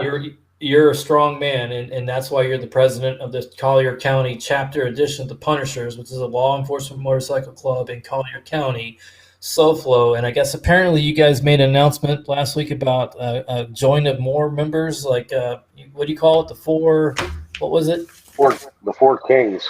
Is that normal? Is that like? No, we have. I mean, it's normal. We have so many chapters, and it's such a great organization of brothers. And for what we do, we represent the 90% or 99% of that the 1%ers don't represent. But we still have a lot of respect and mutual love for motorcycles and what we do for charity as a biker community. And that's why this organization is so great. But being a president of this chapter, as far as I feel, I'm only as good as my guys allow me to be. And as long as my guys are willing to follow my lead, and in times for me to follow their lead, what makes a great team. And it's just so it's not the first time I've been point going in the door, and and it won't be the last. So can I shot fired back? Did you fix your improper installation of a mirror at the clubhouse? No, we haven't fixed that yet. We're still trying to find the design, and we're going to buy a mirror. And we found somebody that's willing to make us a vinyl screen to put on the mirror to kind of mimic what we had. But that mirror was off of the USS Maryland, and so there's no replacing it. Well, can we blame the Irish on this one? I mean, I don't want to poke the bear there, but was it faulty installation, or was it really truly just? It was just what it was. Yeah, I'm just having fun with it. I'm trying to have a little bit of fun on a bad situation. No, believe me, because when I went in and I saw it, and you could see me on the security video, and I'm just kind of like, you could just see me pacing back and forth, and I was trying to build it up to call Irish. Obviously I wanted to tell him immediately, and I knew that he wasn't going to be happy because, that's something that he did, and he gifted the clubhouse to that. And I know how much pride he puts in his work, and I know the quality of work he puts out. And it was just this adhesive that was fairly new to him, and the research that he did on it was supposed to be the best adhesive for this job, and it's guaranteed, and it'll outlast any other adhesive, and it didn't, obviously. Well, when we get invited to come down to the clubhouse, we will do a podcast down there with you guys and get to meet some more of the Punishers. Mel, will you come down for that? Absolutely. And I'd love to have you. Like, are the clubhouses secret on the inside, or is it, because if you've not seen the Sons of Anarchy, I shit you not, the damn table that is in the show is like a real life thing there. When you showed it to me, I was blown away. Tank. Yeah. Who did that table? Irish. Irish built that table with his own two hands. He built everything in that clubhouse. Now, do most clubhouses have tables like that? Is that a real thing, or is that just something that you guys did? No, I think when chapters are fortunate enough to lay the foundation of establishing a clubhouse, obviously, uh, a table is the pulpit of your club. It's the most sacred thing in the club because that's where the club decisions are made. That's where uh, everything happens. And, so much so that, prospects don't sit at that table. You got to be a full patch member to sit at that table at any given time. And, you don't leave something sitting on that table because you didn't want to set it on the floor. It's just, it really is a sacred pulpit of a motorcycle club, given what happens at that table. So, yeah, I mean, I think there's some, I wouldn't say secrecy about a clubhouse, but there's obviously uh, parts or things of a clubhouse that, um, we like to keep in house. We don't mind sharing with people, but there's certain things that we like to keep just indoors. Well, and when we do the podcast, we won't broadcast. We'll just do the podcast portion of it. That way, we keep the secret, the sanctuary, sanctity. I can't get the words out late at night, but basically respecting your privacy is what I'm trying to get at. And Tank, that's why Shady's show that's going to be coming out, I think next week or the week after, Bike Lives Matter, is important to us. Yeah.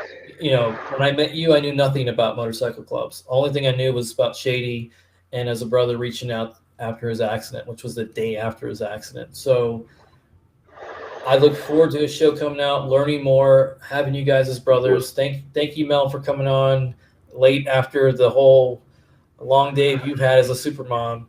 And we look forward to hearing more about the Mom Squad. And guys, thank you. I know this has gone way longer than I intended, and actually, That's my fault. I'm surprised I'm still here. No, you were playing superhero. No. Yeah, and you are a real life superhero with all that you do. Thanks. And the charity and everybody that's listening should say thank you and Twice on Sunday for the amount of effort that you put into what we have to accomplish and dealing with us Absolutely. knuckleheads. And Tank, tell your wife to smack you upside the head. Yeah, you saw that. It's Friday, and we got to work on that, brother, because the North of Dirt Club only works if we're all playing the same game. I'm trying to stay north of the dirt to be part of. Yeah, you got to be north of the dirt to be part of that club. So yes, so if I have to help you with that, I'll stay on you because I lost both my parents to that, and that's one of my biggest thing is not watching my friends go down that same route. We're fighting enough battles as it is. I had 2 slip-ups today, but every day's a choice, and tomorrow hopefully I make a better choice. Yeah, well, you got baby steps. It's all good. You got another 24 hours tomorrow to look forward to, and I'll reach out to you and give you some more love. And really, I'd love to have you come up here and spend a day in Sarasota because it's beautiful up here. Yeah, I love Sarasota. So maybe we can make that happen too. And next week, I got to come down there for some stuff and then to that meeting. But maybe the week after that, if you have some time, we can hang out for a day. Maybe we could come up and we can find out what good bands are playing at the Cock and Bowl and head over there.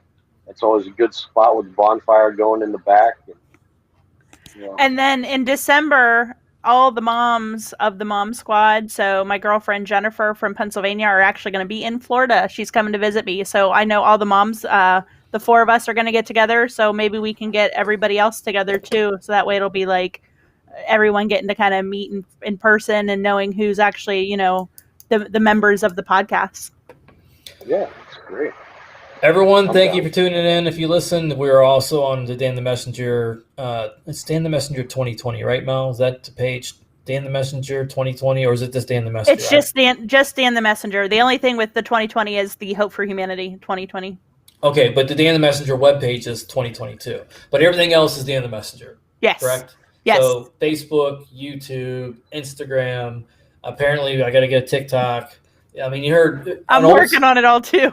You heard an old school guy. I don't know if you didn't hear it, but when Cyrus is on from the Real World, even he is saying that even though he's been in this minute for a while, He's still a little bit catching up on the social media aspect of it. Oh, good. I don't feel bad then.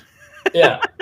I mean, I walked away from it because I was out of the club business and was in solar. And to me, you don't need social media for solar because it's just booming. But for the show and for branding and for getting messages out there, it's a very important tool. So if you're following the Dan the Messenger page or Instagram, you're like, oh, he's only got so many followers. I just created it. Like, I'm not trying to build a page for people to follow on social media. I'm helping with a movement that we're trying to accomplish to help people who need help. Now, if I have to work on social media 24/7, I can't do that. I don't have it in me. I can barely remember what day it is. Mel will attest to this. Tank, I know you can attest to it. And Robert, he sure as hell knows. So if you think the show is based off of social media analytics, you're definitely off on that. If you're listening to the podcast for good information, well, you're going to the right place on the Dan the Messenger podcast. Or you can go to hope4humanity2020.com, see Mel's face, Shady, Schliz, find out what we got going on, what we're trying to accomplish, and be a part of the solution and not the problem. So I hope the country can heal. I hope that we get through these next few weeks. Whoever's going to be our president, half the country is going to be pissed off. The other half's going to be happy. And hopefully as American patriots, we can say, how can we come together, my brother and sister, and get through these times one way or the other, positive or negative? We are all Americans. We're all patriots. I love you guys. Thank you very much for coming on, Mel. Thanks, Tank, for showing up.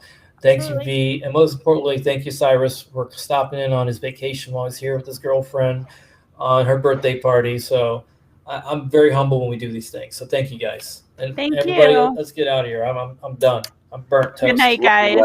Good night. Bye. Bye. Yeah.